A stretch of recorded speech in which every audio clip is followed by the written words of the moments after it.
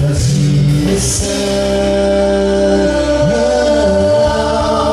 Santo e digno és. Você pode louvar? Eu louvarei teu nome. Eu louvarei teu nome, por seus caminhos são perfeitos pra mim. Nem mesmo a multidão de anjos podem demonstrar seu amor. Na cruz, Rei dos Reis, o grande eu sou. Sempre digno és. Digno é seu amor, todos os seus pensamentos vêm te seguir. Encerrado pelo que fez por mim. Sou incapaz de andar em teus caminhos sem tua direção. Sempre digno és. Vamos louvar? Eu louvarei teu nome. Eu louvarei teu nome, pois teus caminhos são perfeitos pra mim. Mesmo multidão de anjos podem demonstrar seu amor. Homem da cruz, Rei dos Reis, o grande eu sou. Santo e digno és. Vocês louvam, eu louvarei teu nome. Os teus caminhos.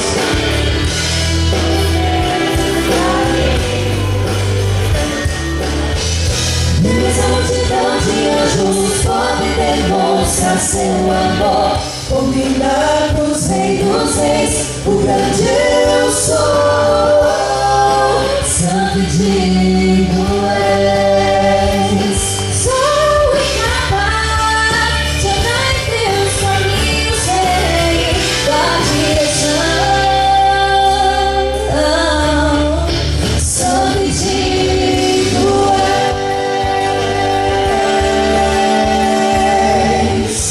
Eu louvarei teu nome, pois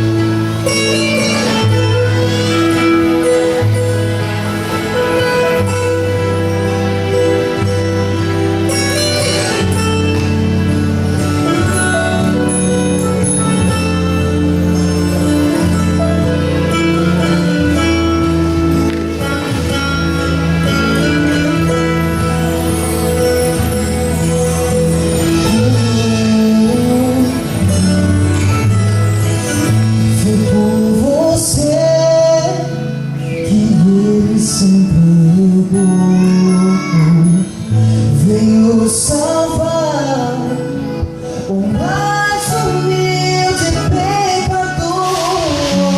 O mundo sozinho em meio à maldade e ódio, aceito carregar a minha cruz.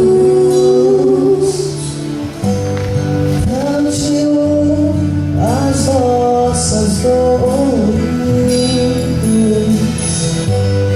Ele tudo suportou. Foi amor de meu Jesus. Como não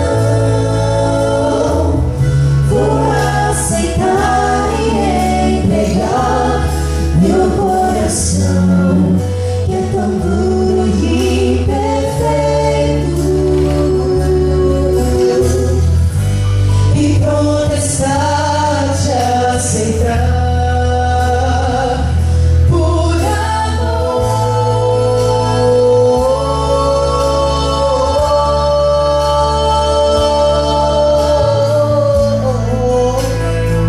por amor. Se hoje estás confuso e incerto,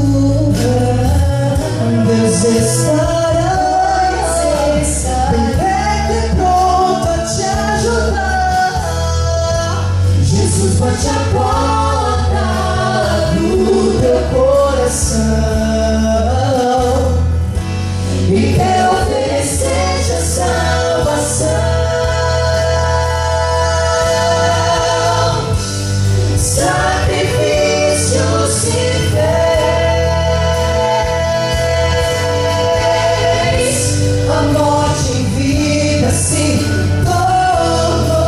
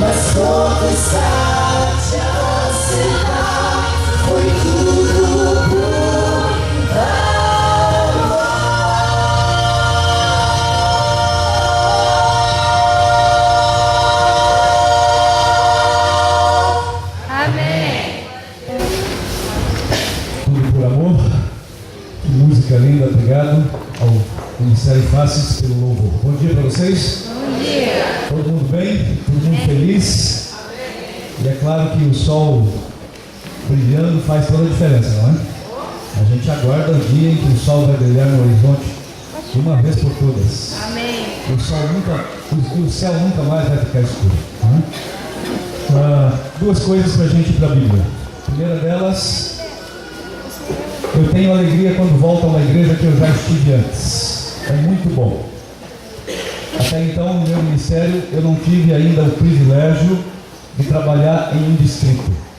Quando eu terminei a faculdade de teologia no NASP, eu fui chamado para trabalhar lá em Salvador, lá no Nordeste. Fui para o quintal de casa do IAM, não é? Todo mundo que se formou de 2005 para cá, eu conheço. Então tenho amizade no Brasil inteiro por aí. Eu fui trabalhar como diretor associado do Ministério de Publicações, e desde então tem sido assim. Fiquei 8 meses como diretor associado, depois fui trabalhar como diretor na Associação Bahia Central, ABAC, que é em Feira de Santana. 4 anos ficamos por ali. E depois as coisas foram acontecendo e eu sou da fazenda, eu sou da roça, me criei nesse ambiente. Minha carta de motorista, ela foi tirada depois, mas eu aprendi a dirigir no volante de um trator. O que você pensar da fazenda, eu sei fazer. Dirigir trator, colheitadeira, trabalhar com máquina de esteira, mexer com gado, cavalo, boi, fazer tudo que você pensa, cercas, o que você pensa da fazenda, eu sei fazer. Eu amo muito esse ambiente assim que a gente está. Tem muito a ver comigo, né? E desde então, desde que eu estou trabalhando na obra, eu pensava em terminar a faculdade de teologia e o Senhor me levar para trabalhar lá na divisa do mato com mato, né? Mas até então Ele só me deu a oportunidade de trabalhar em grandes cidades e grandes capitais. E eu estou falando isso para você porque o ano passado eu subi ao culto 187 vezes. Quarta-feira, sábado e domingo, se você somar, dá 160 vezes. Mas nos encontros, nos seminários, nas palestras para o meu grupo, pregamos 187 vezes. Se você fizer a conta, dá mais que um dia sim, um dia não. Eu estou falando isso para você porque eu venho aqui ao púlpito para pregar para vocês e as minhas mãos ainda transpiram. Depois de tudo isso, tanto tempo pregando, desde que eu venho para a igreja, eu assumo o púlpito, mas as minhas mãos ainda soam. Eu ainda fico nervoso quando chego aqui para pregar para você. Talvez eu penso que seja pelo senso da responsabilidade de partilhar uma mensagem que não é minha. E isso traz responsabilidade. Eu talvez não vou estudar alguns assuntos com vocês aqui, mas eu queria que você compreendesse que na Bíblia há um ciclo da proteção de Deus. Um ciclo da proteção de Deus. Quando eu digo proteção, essa proteção nem sempre tem que ver, porque a gente vive em um mundo afetado e infectado pelo pecado e sofremos as consequências, como eu disse a você.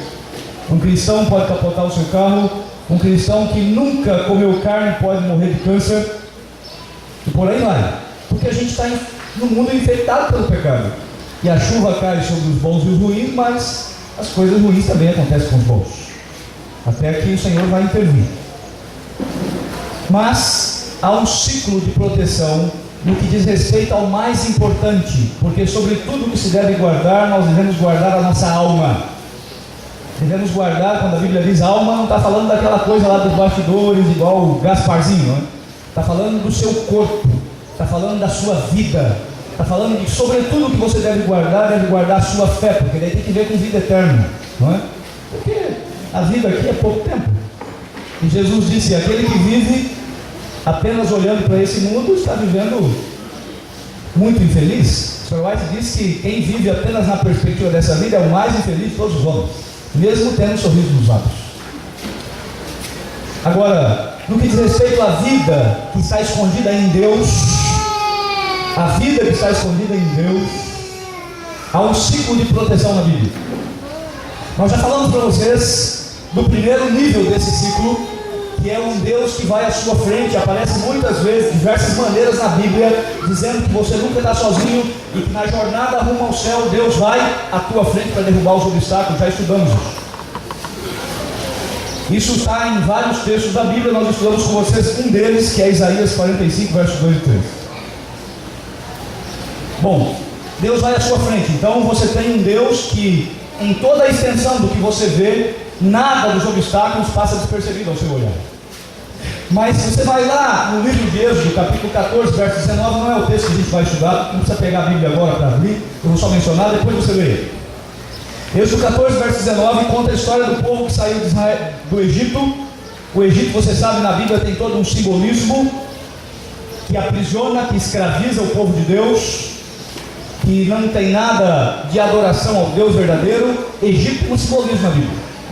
E aí quando você vai para Jerusalém, tem outro simbolismo, porque Jerusalém é símbolo da Jerusalém celestial, da cidade de Deus, será o centro do governo de Deus. A nova Jerusalém tem toda uma história na Bíblia. Então o povo sai do Egito em direção a Jerusalém, e no caminho, você sabe, eles encontram os percalços ali e chegam até o mar. E aí acontece um detalhe interessante, porque o Egito era o centro do mundo da época, e eles possuíam os exércitos mais preparados, os homens de guerras mais preparados, os melhores cavalos, os melhores carros. E foi com esse exército que Faraó saiu atrás de Moisés e o seu povo para trazer de volta ao Egito. E a Bíblia diz que o povo chegou e aqui à frente estava o mar, e quando eles olhavam atrás, viam poeirão, não é? Porque no deserto, aquele poeirão dos exércitos inimigos que estavam se aproximando. E aí tem uma figura de linguagem aqui na Bíblia que eu queria que você guardasse, porque havia um anjo do Senhor, que estava adiante. Olha que coisa linda, eu já falei para você, o anjo do Senhor que ia adiante do povo. Então a Bíblia diz que quando o inimigo veio se aproximando na retaguarda, atrás do povo, o anjo do Senhor que ia à frente, ele saiu da frente, Êxodo 14, 19, e ele se colocou atrás, na retaguarda, entre o povo de Deus e o inimigo que se aproximava. E essa figura eu queria que você guardasse, porque essa é a segunda fase do ciclo de proteção de Deus. Quando o inimigo se aproxima, você tem uma visão que alcança 180 graus. Se você fizer assim com as mãos, olha, eu estou olhando para vocês aí à frente, estou vendo meus dedos mexendo ali, porque o meu olho consegue captar até 180 graus. Mas há outros 180 graus, que fica a nossa retaguarda, que você não tem olho aqui atrás, você não consegue ver, e às vezes sorrateiramente, sem que você perceba, o inimigo se aproxima de você e nós não conseguimos ver. E é nesse momento que essa figura é muito importante, porque a Bíblia diz que o olho do Senhor que vê todas as coisas, que a proteção de Deus, que você não vê, mas que Ele vê, a proteção do Senhor, então, ela fica entre você e o inimigo. Deus coloca o seu anjo entre você e o inimigo, porque aonde você não vê, Deus pode ver. Amém. E a nossa retaguarda está o anjo do Senhor, o sentinela que não dormita. Segundo ciclo de proteção. Mas nós não estamos ainda com a proteção na nossa frente, atrás da gente, protegidos totalmente. Por isso você vai ao Salmo 40, tem o terceiro ciclo. O Salmo 40, ele diz que, você lembra o que diz o Salmo 40? Esperei com paciência no Senhor, Ele se inclinou para mim e atendeu o meu clamor. E aí vem um terceiro ciclo. Tirou os meus pés de um charco de lodo. Sabe o que é lodo, não é? O lodo é escorregadio, você não consegue parar em pé. Tirou-me os meus pés de um charco de lodo e firmou os meus pés aonde? Na rocha. Sabe quem é a rocha na Bíblia? Pedra de esquina, o fundamento. Você não vai escorregar. Esse ciclo fala da proteção de Deus sobre os nossos pés, para que você não se desvie para a direita, para que você não se desvie para a esquerda, para que você siga o caminho, pisando em passos firmes na direção que Deus quer que você vá. E você vai ouvir o Espírito de Deus falando: esse é o caminho. E o caminho não vai estar movediço, meu irmão. Quem está seguindo em direção ao céu e obedece as instruções do Senhor, está avançando em uma direção em que os passos deles são firmados na rocha, e o inimigo não vai fazer resvalar o seu pé. Portanto, então, nós temos os nossos pés firmados na rocha, e esse é o terceiro ciclo de proteção. Se você está em Cristo, diz a Bíblia, é só isso que você precisa. Mas não estamos de todo protegidos ainda. Se parássemos aí, o inimigo ainda teria acesso a nós. E aí nós vamos para o Salmo 91. E aí tem uma figura interessante, porque diz assim: 1000 cairão do teu lado, 10.000 à tua direita, mas você não vai ser atingido. Ontem a gente viu isso aqui, não é? Milhares e milhões de pingos de chuva caindo por aí, e quem estava aqui embaixo dessa grande lona não foi atingido. É mais ou menos isso. Não está falando de um guarda-chuva, uma sombrinha, porque se você pegar um guarda-chuva, uma sombrinha, você se molha. Os pingos de chuva vai alcançar você. Na chuva de vento, onde você se molha 100%. Agora, está falando de uma tenda. E eu gosto de pensar nisso. Deus arma um escudo de proteção sobre a sua cabeça, à frente, atrás, sobre os pés. E agora, completando o círculo, tem muitos textos, estou dando só um para você. Fala que Deus arma o escudo de proteção sobre a sua cabeça, de modo que o inimigo, meu irmão, meninos e meninas, jovens, aqueles que frequentam as universidades aí fora, as filosofias e têm acesso às filosofias aí fora, aos sites da internet que tem filosofias que combatem a fé, são antagônicos à crença, pessoas que escrevem com seus mestrados e doutorados, não é? Com gente culta, gente inteligente, mas a Bíblia chama os de nécios, de tolos, porque sabedoria na Bíblia tem que ver e voltar-se para Deus. E não importa o conhecimento do indivíduo, se ele não se volta para Deus, a Bíblia diz que você é tolo, porque daqui a pouco a sua vida vai embora. No que você viu todo o seu conhecimento, você perdeu a vida eterna. Então, Deus arma o escudo de proteção para proteger você aqui, ó. Quanta gente inteligente, quantas pessoas letradas, mas não se voltam para Deus. Quanta gente na igreja, meninos e meninas que foram criados na fé, estão saindo da igreja, porque vão atrás de vãs filosofias, fábulas engenhosamente inventadas. Então perdendo a sua salvação, porque o inimigo está pegando você aqui, ó. E ele vai inventar coisas, ele vai criar fábulas. E o apóstolo Pedro fala assim: eu não falo para vocês de fábulas engenhosamente inventadas, eu conto de uma salvação que eu vi, que eu presenciei, de um Deus que ressuscitou em minha frente. E você vai atrás de fábulas. Não deixe o inimigo pegar você aqui, porque se ele pegar você aqui, ele domina todo o resto. Nós vamos à Bíblia agora. Esse não é o meu assunto de hoje, mas eu queria falar isso para você porque não estava no meu ciclo de assuntos para esse encontro. Êxodo capítulo 15, abre a sua Bíblia. Êxodo capítulo 15.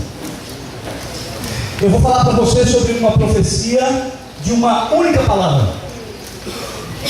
E quando você lê a Bíblia sem fazer um estudo, você passa por isso e fica despercebido. É uma profecia de uma única palavra. Êxodo capítulo 15. Abriu aí a sua Bíblia. Êxodo capítulo 15, o verso 1 e o verso 2. Diz assim: então, o que diz a sua Bíblia? Entoou. O que é entoou? A minha Bíblia diz assim: então cantaram. Qual é o tempo verbal que está aqui? Do passado, certo? Cantaram, está no passado. Então entoou, está no passado. Então cantaram Moisés e os filhos de Israel este cântico ao Senhor: cantarei ao Senhor, pois sumamente se exaltou e lançou no mar o cavalo e o seu cavaleiro. Esse aqui é o cântico de vitória de Moisés, quando ele sai do Egito e vai em direção à terra da promessa. Lembra do simbolismo que eu falei para vocês? E aí no verso 2 assim: o Senhor é a minha força, não se esqueça disso. O meu cântico, ele me foi por salvação. Este é o meu Deus, portanto eu louvarei. Ele é o meu Deus, meu Pai, por isso eu o exaltarei. Esse texto da Bíblia apresenta para você, logo na introdução, uma expressão e uma palavra que eu queria considerar com você, porque há uma profecia aí. Quando você pega a Bíblia em hebraico, e se você tem conhecimento hebraico ou quer pesquisar sobre isso, você encontra nesse texto, e eu fiz um estudo específico sobre esse texto, eu escrevi muitas páginas, um sermão inteiro sobre esse texto, com base nessa pesquisa, porque aqui tem uma palavra que me chama a atenção. Quando eu comecei a ter conhecimento de hebraico, eu comecei a fazer o meu ano bíblico do Antigo Testamento, com esse conhecimento que eu estava adquirindo, eu encontrei essa palavra, e fui então até o meu professor de hebraico e falei: professor, dá a impressão que o senhor está equivocado, não é? Ele falou: não está equivocado. Professor Reinaldo Siqueira, doutor em hebraico. E ele disse assim: olha, eu vou te explicar. Então, eu sentei, nós gastamos algum tempo, ele me deu uma aula, e quando ele terminou, eu estava com os meus olhos marejados, e ele também. Sabe por quê? Porque aqui está dizendo assim: então entoou, então cantou, mas na Bíblia hebraica não está assim. Aqui é uma profecia, é premeditado. O autor não sabia, talvez nem quem escreveu, que foi Moisés, sabia. Mas o texto está escrito assim: então cantará. Porque no tempo verbal não é como no português, não tem como você declinar o tempo verbal para o passado. Só que o autor, os que estavam escrevendo a Bíblia, sabe aqueles que fizeram as cópias, os maçoretas, não é? Eles faziam, sabe, com todo cuidado, eles contavam as palavras em cada página, e depois contavam a palavra central, as que vinham antes e as que vinham depois, e se dava um número errado em cada página, eles rasgavam e faziam de novo. O Antigo Testamento quase não tem variantes textuais. O que está nos manuscritos é o que você tem na Bíblia. O livro de Isaías, escrito 800 anos antes de Cristo, nas cavernas de Qumran, você se lembra, em 89 ou 90, foi encontrado um rolo datado de tempos antes de Jesus, que tinha o livro de Isaías quase intacto, é igualzinho que você tem na Bíblia. A Bíblia foi preservada, homens que Deus preparou, eram chamados de maçoretas. Mas aqui há uma situação, talvez uma das únicas que existe. Porque o indivíduo, em uma única palavra, não mudou talvez o sentido do texto, porque ele pensou assim: bom, Israel saiu lá do Egito, isso faz muito tempo, é a história dos nossos patriarcas. Então eles cantaram depois que atravessou o mar em direção à terra da promessa. Então essa expressão cantará está equivocada. E sabe o que o autor fez? Quem estava traduzindo para o português, para o grego, sabe? Quem estava traduzindo para o latim, pegou essa expressão e fez o quê? Colocou no passado. Mas está equivocado, porque talvez Moisés não sabia, mas o Espírito Santo, aquele que conduz a escrição de toda a Bíblia, ele sabia. E ele fez uma profecia aqui. Sabe por quê? O texto está cantará, porque nessa simbologia, aquele que está saindo do Egito e indo em direção à terra da promessa, no caminho ele vai encontrar obstáculos, o inimigo vai se aproximar. Muitas vezes ele vai ter que atravessar o mar, e para atravessar o mar tem que pôr o pé na água, ele tem que ver o milagre de Deus acontecendo.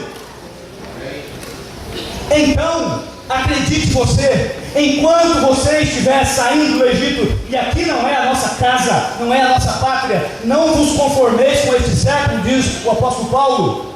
Olhem para outro lugar, porque a vossa pátria, o vosso lar não é aqui. Agora, enquanto você estiver no caminho, acreditem, você pode ter um sorriso nos lábios, você pode ter um cântico em sua voz, mas ele não vai ser permanente, meu irmão. Ele não vai ser permanente. Hoje estamos louvando ao Senhor, e daqui a pouco o telefone toca com uma tragédia, e as lágrimas vêm aos nossos olhos. Hoje estamos louvando ao Senhor, mas aí você vai ao médico, ele te dá um diagnóstico que faz você chorar. Hoje você está louvando ao Senhor, mas daqui a pouco acontece alguma coisa com uma pessoa próxima, amiga, querida, que você ama, e a gente toma as dores. O sorriso vai embora, o pranto aparece, a tristeza, a ansiedade. Por isso nós temos, enquanto estamos aqui, momentos felizes, e devemos aproveitar e louvar o Senhor por eles. Não estamos felizes, e quando não estamos com os olhos, sabe, acompanhando o sorriso, a gente precisa ter lá no coração o desejo e o verdadeiro motivo porque nós precisamos cantar. E quando o inimigo faz de tudo e coloca um monte de dardos para você, e lá diante da dor, do sofrimento e da tristeza, você levanta o seu louvor. Isso aqui não é um poder humano, isso aqui é um mega power, é um poder divino. Sabe quando o inimigo pega uma pessoa, lembra do que ele fez com Jó? e fere o indivíduo em todas as suas dimensões, joga-o lá embaixo. E lá nas cinzas, quando ele fala assim, agora ele vai olhar para Deus e vai desistir da fé e vai blasfemar, e lá nas cinzas há um louvor, há um cântico. Isso desafia a lógica, desafia o inimigo, porque isso não é humano, porque é Deus trabalhando em você e fazendo você olhar além desse mundo, além das fronteiras, além dos problemas. Mas enquanto você viver aqui, o cântico não é permanente. E por isso, quem escreveu colocou uma profecia em uma só palavra e disse assim: então cantará, porque há uma simbologia na Bíblia, saída do Egito, ida para a nova terra, a terra da promessa. E esse mundo é o Egito, e a terra da promessa ainda não chegou. Nós somos escravos, estamos vivendo aqui escravos porque nós estamos em um ambiente onde as pessoas estão escravizadas, escravos do pecado.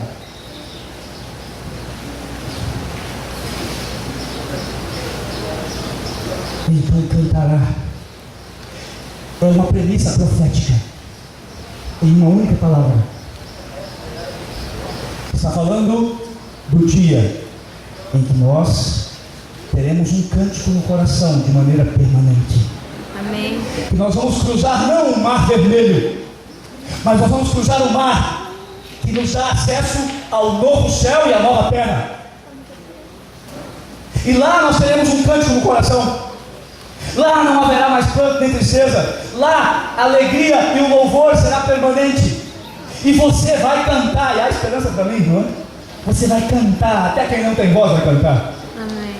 Que coisa linda, um louvor perfeito. Aí você pode dizer assim, pastor, há um elemento aí que tem que ver com coincidência. Porque quando você vai ao Apocalipse,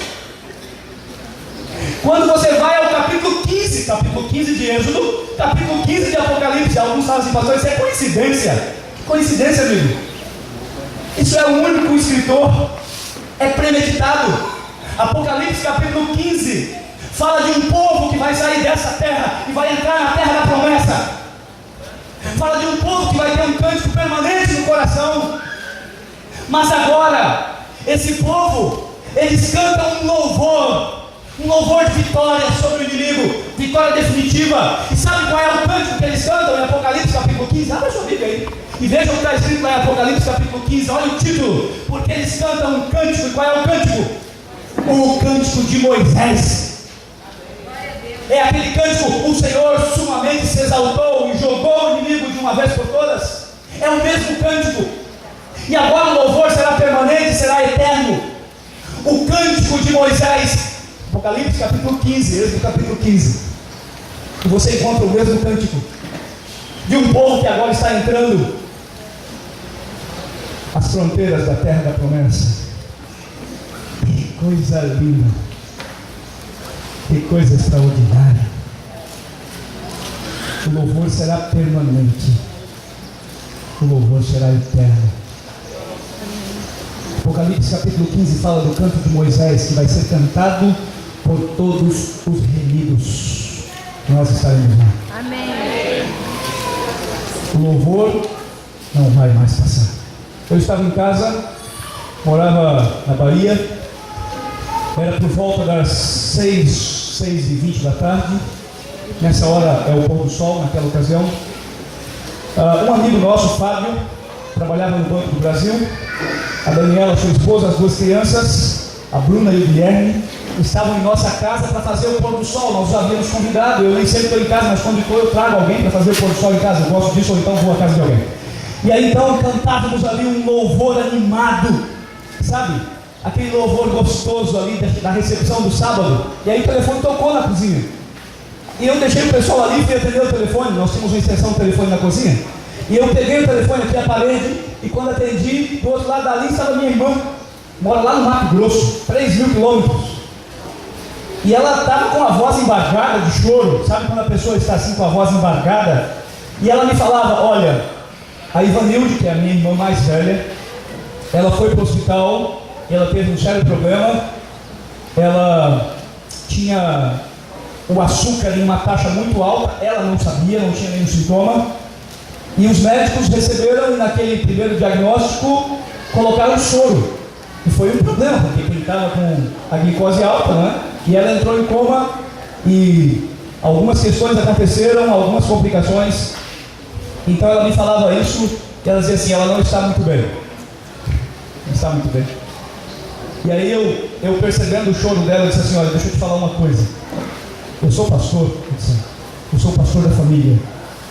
E eu estou preparado para ouvir o que você tem para me dizer, então pode me dizer. Porque essas coisas, eu disse a ela, aqui em meu coração, eu tenho uma resposta para elas. E aí ela dizia assim, você tem razão. Eu estava querendo preparar você, porque a gente não conta isso por telefone, mas ela já faleceu. Enquanto eu falava com ela, eu sentia as lágrimas descendo. Você percebeu a mudança? Do louvor, da alegria, do ânimo, da recepção do sábado. Agora o choro. Meu coração ficou pequeno. Eu já preparei a mala, porque eu sairia para Salvador, pegaria o avião até Cuiabá, mais 270 quilômetros. Tinha que alugar um carro para poder chegar em tempo de fazer o funeral. Que tristeza.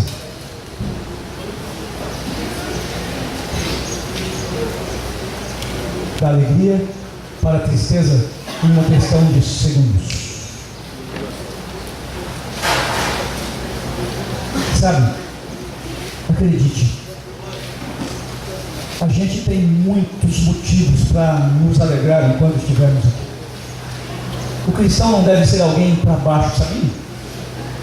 De cabeça baixa. Deus não fez você para estar de cabeça baixa. Por isso que a esperança do céu no coração faz a gente levantar a cabeça. E Jesus falou assim, quando essas coisas começaram a acontecer, sabe o que é essas coisas? É provações, preocupações, tensões, o mundo desabando à sua volta, os últimos acontecimentos, violência, crime e tal. Quando essas coisas começarem a acontecer, façam o quê?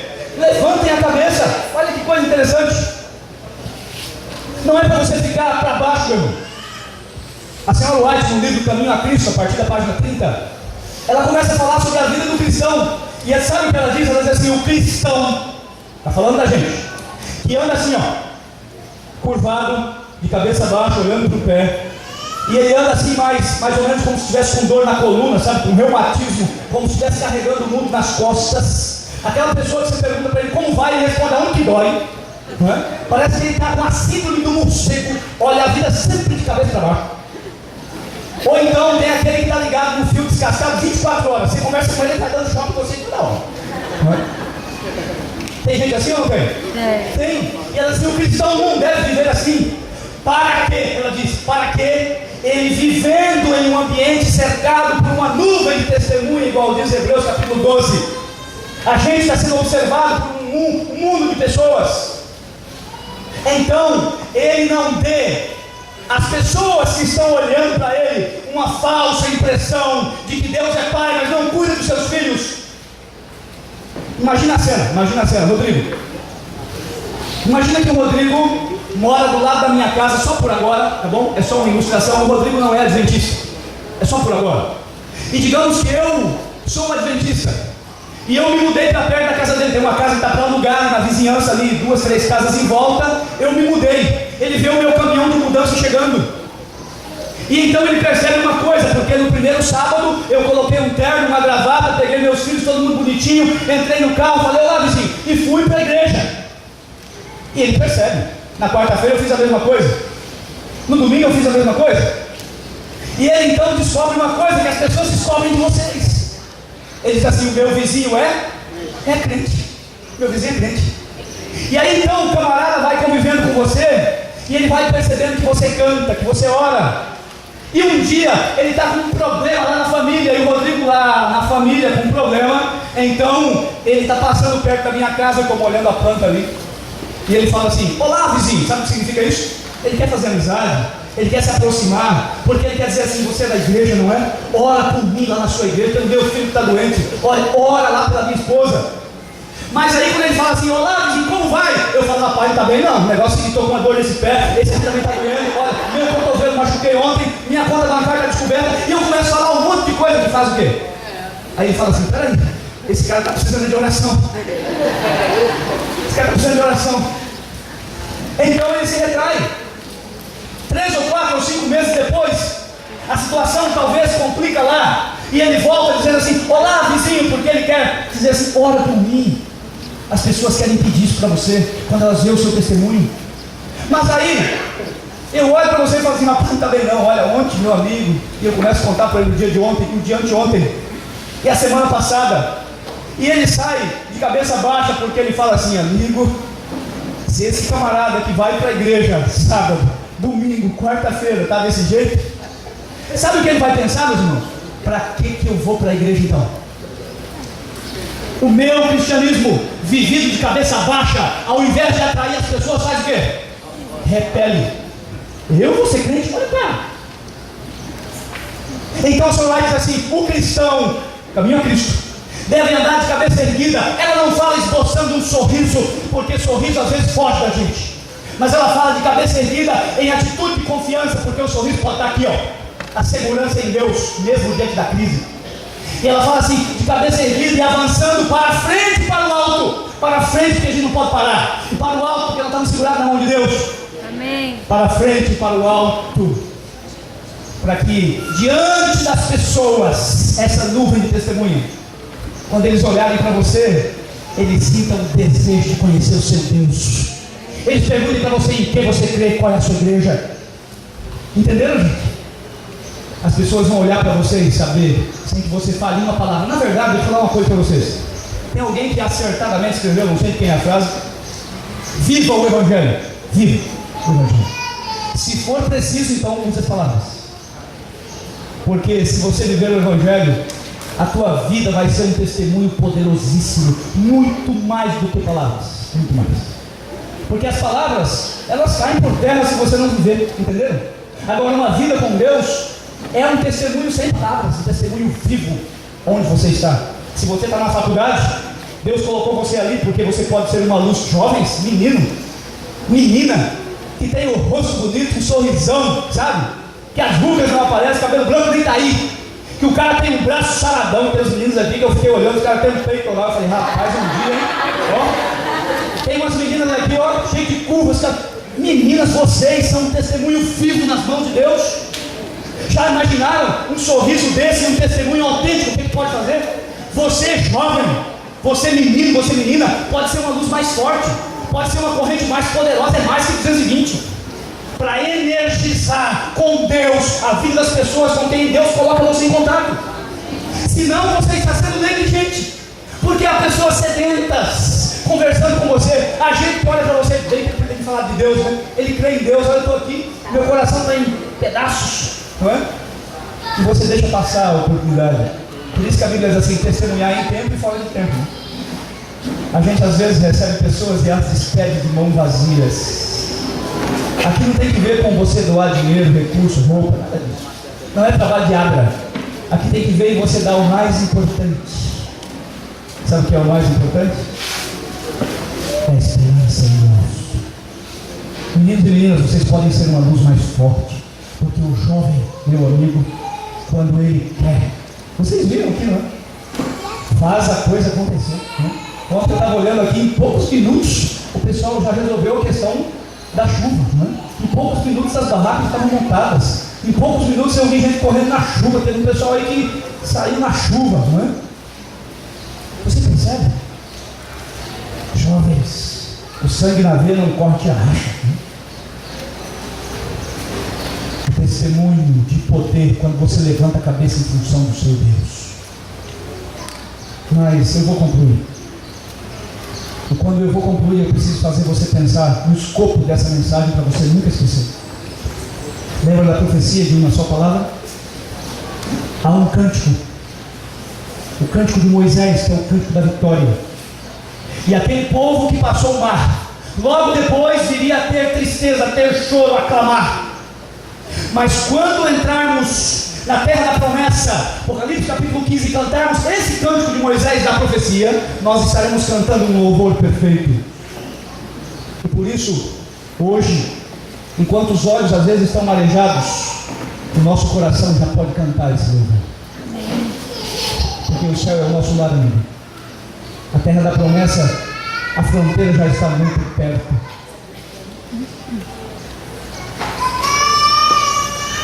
Será que quando a gente vai orar nessa manhã para terminar essa mensagem,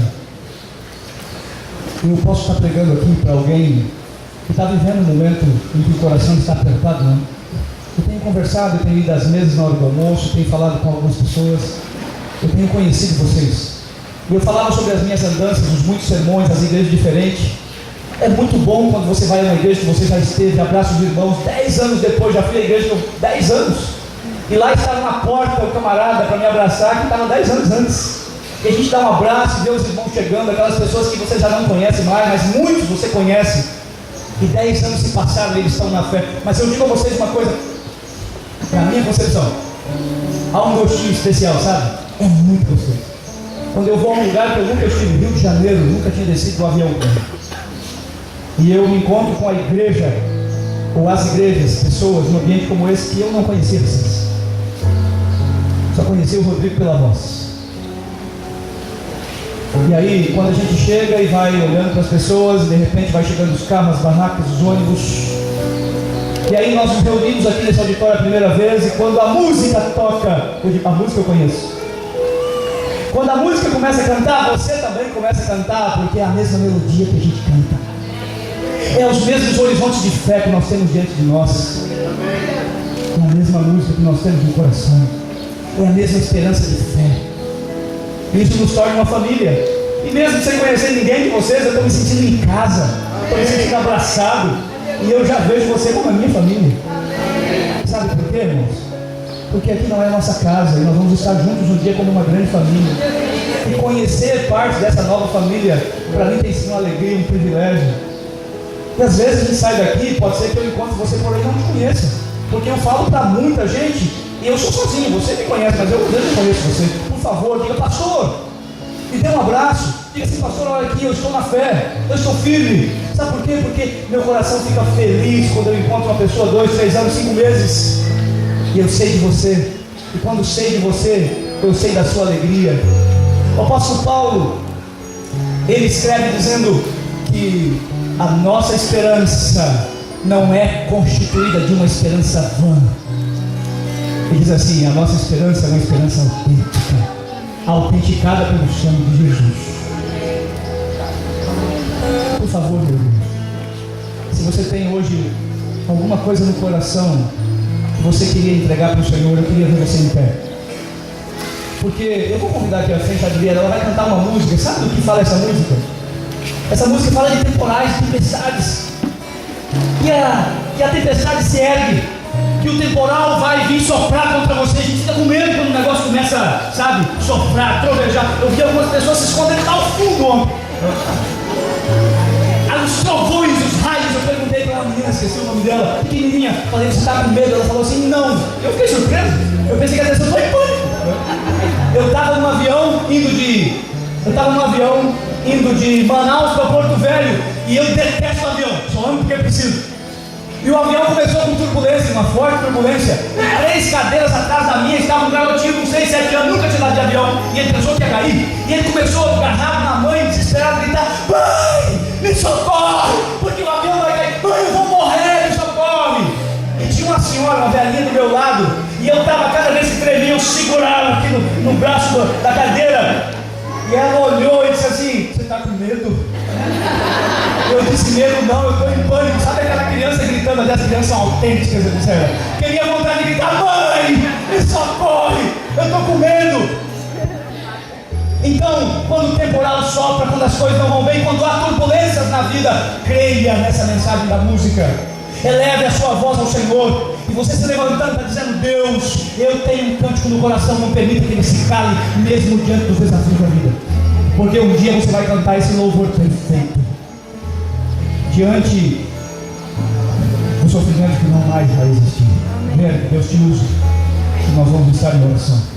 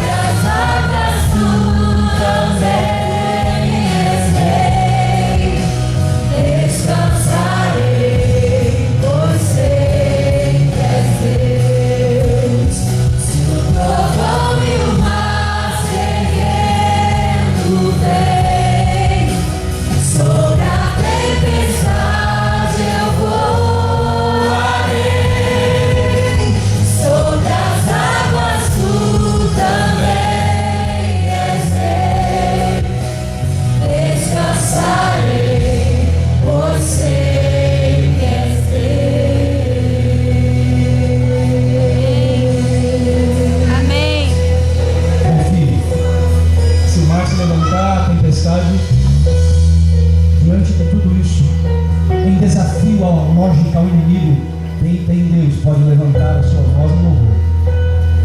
Porque hoje nós temos um cântico banhado de lágrimas, mas haverá um dia que o louvor será perfeito. Amém. Essa é uma profecia, é uma promessa. Feche seus olhos e vamos orar ao Senhor. Bondoso Deus e nosso eterno Pai, obrigado porque na Tua palavra nós encontramos que vivendo em um mundo cheio de problemas, aonde as lágrimas aparecem e interrompem bruscamente o nosso sorriso, nós podemos confiar em um Deus que coloca em nosso coração um cântico e prepara um louvor perfeito para cantarmos juntos. Amém. Fica conosco nesse dia, Senhor. Obrigado. E descansa o nosso coração nessa certeza. É o nosso desejo em nome do